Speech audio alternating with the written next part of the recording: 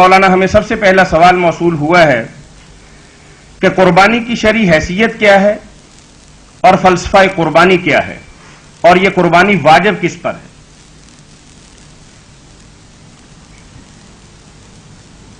قربانی کے بارے میں پہلے تو یہ بات ذہن نشین ہونی چاہیے کہ یہ واجب نہیں ہے. واجب بہت تھوڑے لوگوں نے کہا اور ان کے پاس کوئی دلیل نہیں. جو بھی دلائل ہیں ان کے وہ مخدوش ہیں, ان میں کچھ جان نہیں ہے. واجب نہیں ہے, سنت ہے, کرنی چاہیے, اجر کا کام ہے. اور اگر کوئی باوجود طاقت کے کسی سال نہ بھی کرے مگر انکار نہ کرے کہ قربانی کوئی شے نہیں, اس کو حقیر نہ جانے, چھوڑ دے, جیسے سنت کو ترک کر دیا جاتا کبھی, تو وہ مجرم نہیں ہوتا.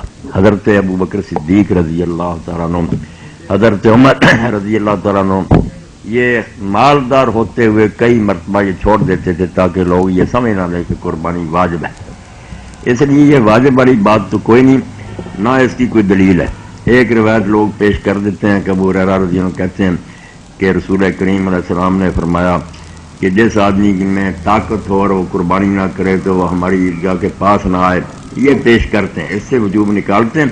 مگر یہ روایت بہت سے علماء کہتے ہیں کہ مرفوع نہیں, حضرت ابو ہریرہ کا قول ہے, مگر میں اس میں کوئی جان نہیں سمجھتا. اگر ابو ہریرہ رضی اللہ عنہ کا قول بھی ہے ہم اپنی طرف سے نہیں کہہ سکتے, حضور سے ہی سنا ہوگا. اصل بات یہ ہے کہ یہ ثابت نہیں ہے, اس کے راوی جو ہے نا وہ کمزور ہیں, یہ روایت صحیح نہیں. بہت بڑے بڑے علماء کو غلط فہمی ہوئی ہے, انہوں نے سمجھ لیا کہ اس کے راوی مضبوط ہے. مضبوط نہیں ہے, ضعیف ہے. اس لیے ابن حزم نے جو کچھ کہا نا وہ ٹھیک ہے کہ ایک ہی آدمی اس کو روایت کرتا گھوم پھر کر وہ کمزور ہے. تو واجب ہونے والی بات کوئی نہیں.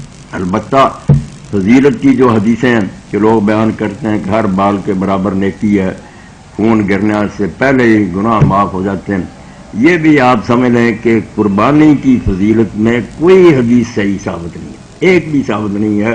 جتنی ہیں سب یا موضوع ہیں یا صحیح نہیں کوئی بھی. یہ ٹھیک ہے کہ رسول کریم علیہ السلام نے ہمیشہ قربانی کی ہے, صحابہ بھی کرتے تھے, اس لیے یہ دینی عمل ہے. جو منکر سنت لوگ کہتے ہیں نہیں مکہ میں یا یہاں نہیں, یا جھوٹ بولتے ہیں. مدینہ شریف میں بھی کیا ہے, ہر جگہ کی ہے.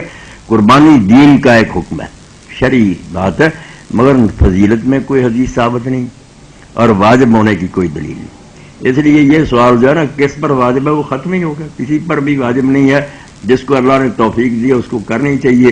مگر اس بارے میں بھی صحیح طریقہ یہ ہے کہ گھر میں ایک قربانی ہونی چاہیے, وہ سارے اہل خانہ کی طرف سے کافی ہے. وہ 15 ہوں 20 ہوں, مرد عورتیں سب کی طرف سے وہ ایک جانور ہی کافی ہے. صحابہ کہتے ہیں کہ رسول کریم کے زمانے میں تو یہی ہوتا تھا کہ ایک جانور سارے اہل بیت کی طرف سے کافی ہوتا تھا.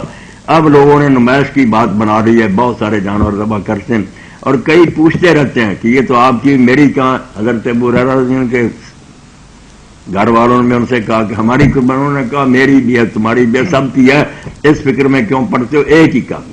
اور زیادہ سے زیادہ آدمی کو چاہیے اگر سنت کی پیروی کرے تو 2 کرے, 2 سے زیادہ نہیں یہ کرنی چاہیے.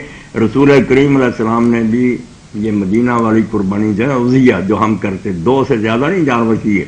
اور حضرت انس رضی اللہ عنہ بھی فرماتے ہیں جو خادم رسول ہیں چونکہ حضور نے 2 کیے, میں 2 کرتا ہوں, 2 سے زیادہ نہیں. حجی کی مثال نہیں دینی چاہیے. مینا میں جو ہے نا وہ میں نے پہلے بھی جو ہوا حج کا سیشن اس میں بتایا, وہ ایک علیحدہ عبادت ہے. حجی وہ اضحیہ نہیں ہے, وہ ٹھیک ہے جتنے جی چاہے کرے. حضور نے 100 اونٹ کیا ہے, وہاں یہ کہا کہ جتنے زیادہ قربان کر سکے جانور اتنا ہی بہتر ہے. 2 ہی عمل بہتر قرار دیے, لبیک زور زور سے کہنا اور خون زیادہ بہانا. یہ وہاں کی بات ہے. یہاں آپ نے زیادہ سے زیادہ 2 کیے, اس سے زیادہ نہیں کوئی کیے. تو بہتر یہ ہے کہ ایک ہی جانور سب گھر والوں کی طرف سے, جو ایک چولہے پر کھاتے ہیں نا ان کا ایک ہی جانور کافی. جی جزاکم اللہ.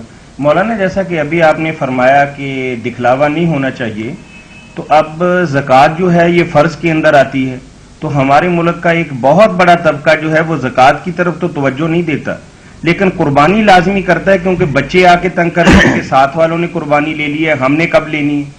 تو دیکھا دیکھی قربانی کرنی لازمی سمجھتے ہیں جبکہ زکوٰۃ وہ لوگ نہیں ادا کرتے. اس سے تو طاہر بھائی پتہ چلتا کہ یہ لوگ نفس کے بندے ہیں, اللہ کا حکم سمجھ کر نہیں کرتے, ورنہ پہلے زکوٰۃ دیتے. قربانی رہ بھی جاتی کوئی بات نہیں, زکوٰۃ جب نہیں دیتے نا صرف قربانی تو پتہ چل گیا کہ ان کی نیتوں میں فطور ہے. اور میں کہتا ہوں اگر شریعت موسیٰ والا حکم ہوتا کہ تم کھا نہیں سکتے سارا گوشت جلا دیا جائے گا تو یہ لوگ قربانی بھی نہ کرتے. یہ اس لیے کرتے ہیں کہ فریجیں بھر لیتے ہیں, پہلے سے صاف کر لیتے ہیں نا, سارا اس میں رکھ لینا, کھاتے پیتے رہتے. اور ہر اچھی چیز اس میں رکھ لیتے ہیں، جو چیز کھانے کو جی نہیں چاہتا وہ دوسرے لوگوں کو، مسکینوں کو دے دیتے ہیں۔ یہ قربانیاں نہیں، یہ ان کے منہ پر ماری جانے والی بات ہے۔ اسی لیے تو اللہ پاک نے صاف اعلان کر دیا کہ مجھے نہ خون چاہیے نہ گوشت چاہیے، مجھے تو تمہارے دلوں کا تقویٰ چاہیے۔ اگر دل میں میرا خوف نہیں، محبت نہیں، میری رضا کا خیال نہیں، تو میں نے یہ گوشت اور خون کیا کرنا، کچھ فائدہ نہیں۔ جی بعض لوگ قربانی کے بارے میں یہ بیان بھی دیتے ہیں کہ اگر یہ سارا روپیہ جو ہے، جیسا کہ آپ فرما رہے ہیں کہ خود ہم اپنے آپ پر اوپر ہی خرچ کر کے کھا پی جاتے ہیں، فریجوں کے اندر جمع کر لیتے ہیں، اپنے عزیز و اقارب پر خرچ کرتے ہیں، تو یہی رقم اگر ہر سال اکٹھی کر کے امت مسلمہ کے کسی تعمیری کام کے اندر لگائی جائے تو کیا ایسا کرنا ممکن ہے؟ نہیں، یہ بھی ایک قسم کی گمراہی ہوگی۔ دین کا ایک شعار اور منسک جو ہے نا، عبادت، یہ ختم ہو جائے گی۔ جانور کی قربانی بھی اپنی جگہ بہت ایک اونچا عمل ہے، یہ ختم نہیں ہونا چاہیے۔ باقی جیسے حضرت عائشہ رضی اللہ تعالیٰ سب کا کہنا تھا کہ اگر کسی موقع پر آدمی قربانی نہ کرے اور وہ مال صدقہ کر دے تو کبھی کبھی ایسا بھی کر دے تو ٹھیک ہے۔ یہ المغنی میں نا صاحب ابن قدامہ نے روایت ہیں، کوئی حرج نہیں۔ حضرت سعید بن المسیب کا آتا ہے، سید التابعین، ایک سال اونٹ کرتے تھے، ایک سال گائے، ایک سال بکری، ایک سال چھٹی، کرتے ہی نہیں تھے۔ تو حضرت بلال رضی اللہ کا بھی آتا ہے، وہ کہتے ہیں اگر میں 2 درہم ہی صدقہ کر دوں تو اس قربانی سے بہتر ہے، مگر یہ نہیں ہونا چاہیے کہ ختم ہی ہو جائے، یہ پھر تو دین کا ایک مسئلہ ہی مٹ جائے گا۔ قربانی ہوتی رہنی چاہیے، لوگ کریں، کبھی کبھی اگر کوئی ناغہ بھی کر لے مگر انکار نہ کرے، سنت کی تخفیف نہ کرے کہ یہ کوئی معمولی چیز ہے، پھر کوئی بات۔ جزاکم اللہ خیرہ۔